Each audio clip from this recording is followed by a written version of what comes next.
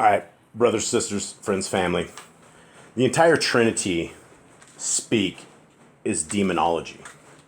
When you believe that the Father and the Son are the exact same individuals, that goes contrary to what Scripture says. Now, you have a con man who, this Jonathan Cahn with a big old C-O-N, is a false teacher. He's a false prophet. He's a liar. He's a demon in human clothes because he's leading everybody astray. He doesn't even have a real religion. His religion is a mix of a whole bunch of other religions, and they've mixed them all around. And then you have this guy out there that is promoting this Trinitarianism, and all you have to do is get a version of Scriptures that has this correct, because what he's saying is absolutely correct, wrong, and I will prove how incorrect this guy is. Watch this. So if you think you've got God figured out, you've got a problem. Because if you could figure him out, he wouldn't be God. He's got to be more than you. We're finite, he's infinite. How can the finite figure out the infinite? Can't. So don't think you're going to figure out everything about God. That doesn't happen.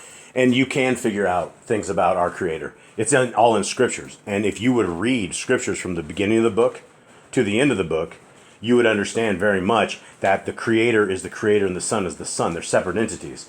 The Son lived with the Father in the Shamayim, wherever they were at, prior to any of this. Now let's listen to this con man satanic speak. The idea is not to figure out God. The idea is to know God.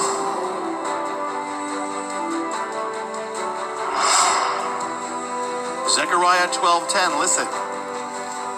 Listen. On that day I will pour out my Spirit. And then it says, they will look upon me. God is speaking. They will look upon me whom they have pierced and mourn for him, again, me, him, as for an only son. They will look upon me.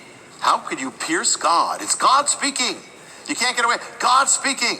And he's saying they're going to pierce it. How can you pierce God unless he has flesh and blood? Unless he comes as flesh and blood and is killed, which is Isaiah 53, which is all. So this guy, this con man, says the creator of the universe was killed. That the creator of the universe was gone for 3 days. There's nothing left. Now let's look at a trusted version of Scriptures, and let's look at what exactly Zechariah 12:10 says, so that we can understand this. Because that is not what he read is incorrect. Okay, here we go right here. Zechariah 12:10.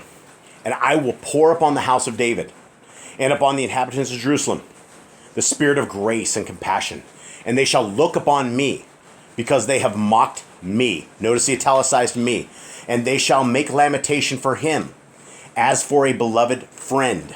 Guys, notice the italicization on this. And they shall grieve intensely as a firstborn son. This is the proper translation. This is the correct way that this should be. But yet we have these snakes that are willing to lead everybody astray for the almighty shekel.